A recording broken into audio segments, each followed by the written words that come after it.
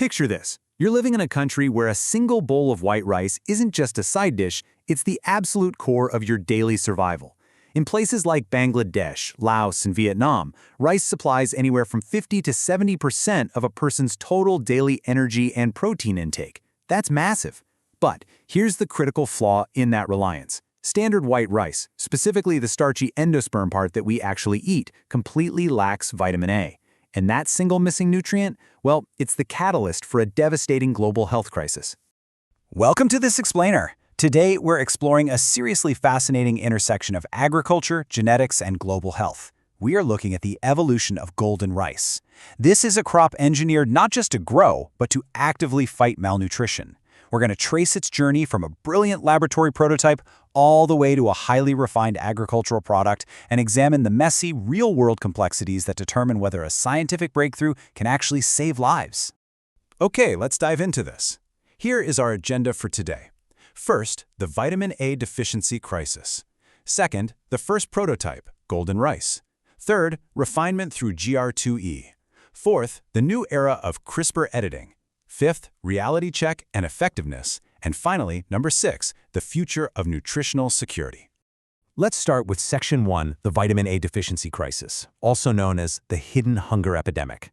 You know, vitamin A isn't just about having good eyesight. It's an absolutely essential micronutrient that dictates how our immune system functions and how our cells grow. When whole populations lack it, the results are just tragic. Vitamin A deficiency, or VAD, leads to night blindness, a severe eye condition called xerophthalmia, and an extreme vulnerability to everyday infectious diseases. It can ultimately lead to permanent blindness and a significantly higher mortality rate. The human stakes here are staggering, and this hidden hunger disproportionately ravages the most vulnerable among us, pregnant women and young kids between 6 and 59 months old. To put that into perspective, back in 2013, the World Health Organization reported that VAD affected roughly 48% of young children in sub-Saharan Africa and 44% in South Asia, almost half. Now, traditional solutions like vitamin supplements and fortified commercial foods are great, but they often stumble over long-term funding issues, logistical bottlenecks, and sociocultural barriers. We really needed a way to build the nutrient directly into the food people were already eating every single day. Moving right along to Section 2, first prototype, engineering the proof of concept. The engineering of golden rice 1, or GR1, is honestly a masterpiece of genetic problem solving. Scientists knew the precursor molecules for vitamin A already existed in the rice plant, but the biological assembly line basically shut down right before the endosperm. That's the white starchy part of the grain we eat. So to bridge this biosynthetic gap, they had to insert 2 specific genes. First up, they took a side gene from a daffodil to jumpstart the pathway. Then they added a cart-eye gene from a common soil bacterium called Erwinia. Together, these foreign genes acted like a brand new set of instructions, allowing the grain to produce lycopene. Finally, the rice plant's own natural enzymes took over the heavy lifting, converting that lycopene into beta-carotene, which our bodies naturally turn into vitamin A. And that beta-carotene? That's exactly what gave the rice its signature golden hue. So, the crucial point is that while GR1 was an absolute triumph in proving the concept actually worked, it had a major limitation. The endosperm only produced about 1.6 to 7 micrograms per gram of total carotenoids. It was a golden milestone for biotechnology for sure, but it simply wasn't potent enough to solve the global VAD crisis on a population level. Basically, a person would have to eat a practically impossible amount of this rice just to meet their daily vitamin A requirements. Which brings us to Section 3, refinement through GR2E, building the production model. Now, what's really interesting here is how a single clever genetic swap literally changed everything. Researchers figured out that the daffodil gene used in the very first prototype was acting as a bottleneck. It just wasn't efficient enough inside the environment of a rice grain. So for golden rice 2, they swapped out the daffodil gene for a similar gene found in maize, corn basically, known as ZM-Site1. This seemingly small adjustment resulted in a massive, substantial increase in beta-carotene accumulation. They completely turbocharged the plant's biological assembly line. The specific version of this second generation that's been the most heavily researched and prepped for the real world is called GR2E. And GR2E didn't just boost the nutritional value, it proved to be a reliable, farm-ready crop. The genes were seamlessly integrated into a single location in the rice's DNA, which means the golden trait is stably inherited by the next generation of seeds, which is absolutely vital for farmers. Crucially, the modification didn't mess with the plant's essential agronomic traits.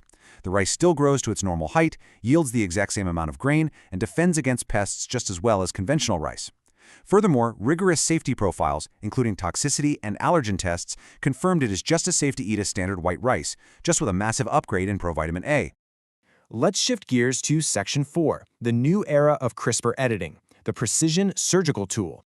To understand why CRISPR is such a real game changer for golden rice, we have to look at the difference between transgenics and genome editing.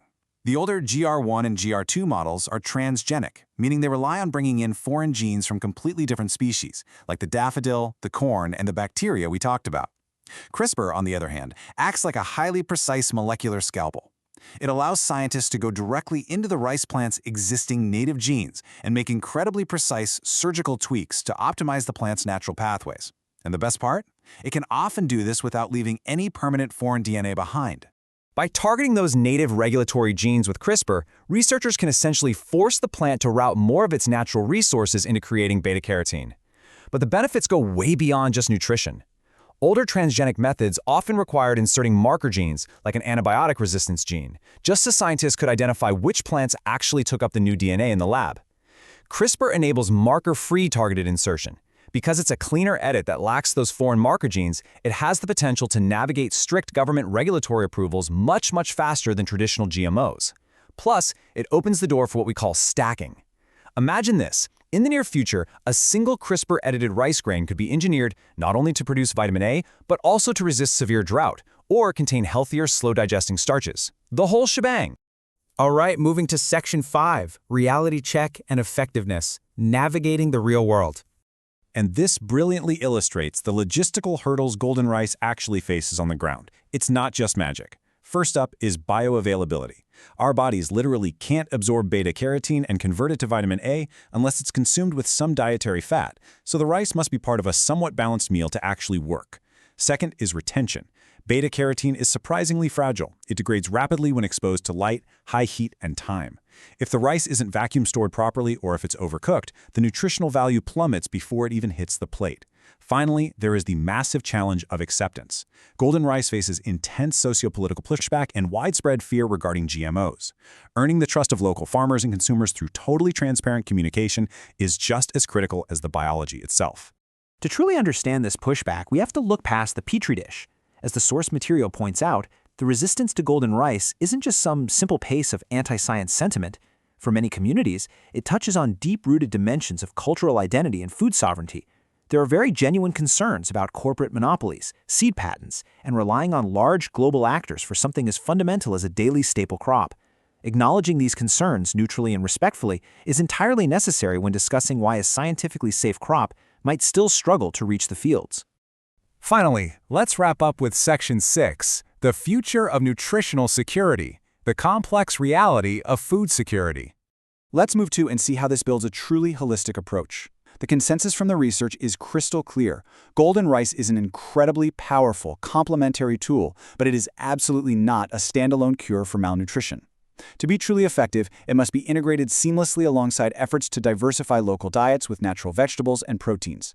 It requires reinforcing national seed systems so local farmers maintain control of their livelihoods. It demands ongoing participatory dialogue to build public trust rather than just imposing a technological fix from the top down. Ultimately, biofortified crops must be bundled with basic health services and robust nutrition education to ensure communities actually know how to store, cook, and consume these foods properly. So what does this all mean? Well, it brings us to the core tension of this entire explainer. We have the scientific capability to design crops that can actively save millions from blindness and death, but as biotechnological innovation accelerates, how do we balance the urgent moral need to cure hidden hunger with the equally deep-rooted human desire to protect local food sovereignty and dietary diversity? It is a fascinating, complex puzzle where biology, logistics, and human culture collide.